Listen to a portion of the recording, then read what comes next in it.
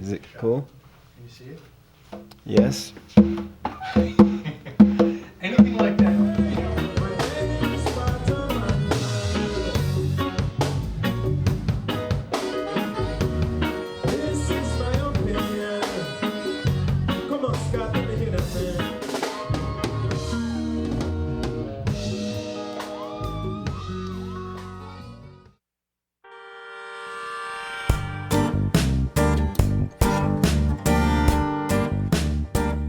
I was, in a sense, a privileged kid, even though some would not view me as such, considering where I grew up.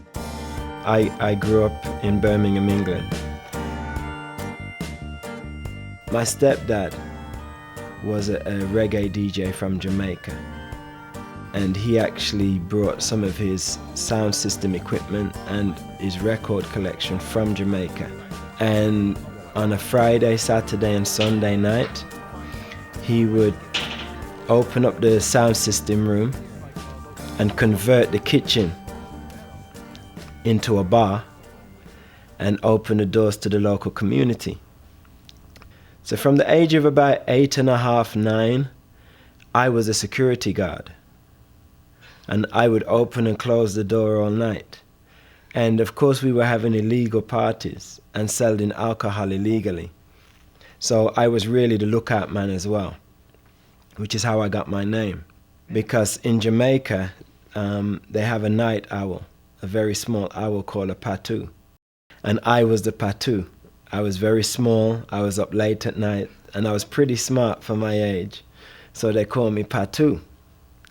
I didn't know it was Pato, or none of my friends knew it was Pato, so they just called me Pato, you know?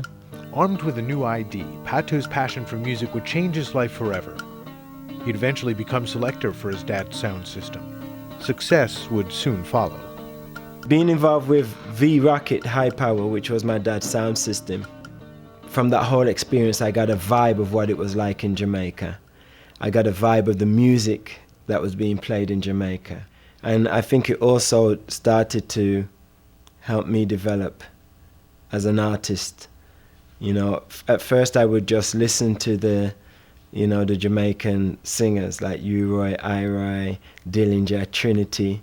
They had blue beat, ska, mento. And just as it was turning and U-Roy and I-Roy started to enter the scene is when I really got excited about reggae music. The first thing I can remember listening to as a kid was My Boy Lollipop. That's the first song that really sticks with me. My boy lollipop, ba-do-do-do, you make my heart go giddy up, ba-do-do-do. That was one of the early songs, and I remember my mom dancing away in the living room to it every time it came on.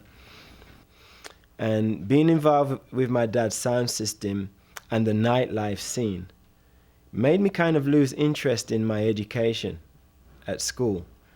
And I remember once I heard that there was a poetry contest in high school. And I was about 13, 14 at the time. And I decided to enter this poetry competition. And my poem won for the entire high school. My poem was the number 1 poem.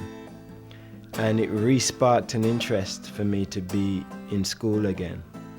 Writing poetry and putting it to music would be a way that I could move forward with what I could see was something I enjoyed doing.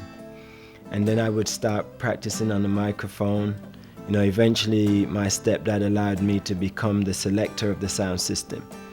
So I would, stay up late night selecting the music. He'd take a break. Then I'd go on the microphone and do a few little words here and there. People started to like it. And the next thing I knew, I was doing other stuff for other people in the community, and until I became a recording artist.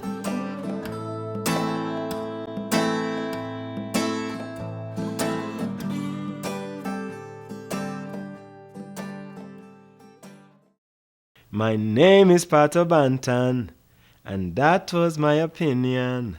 Reggae TV. Peace. Thank you, Pat.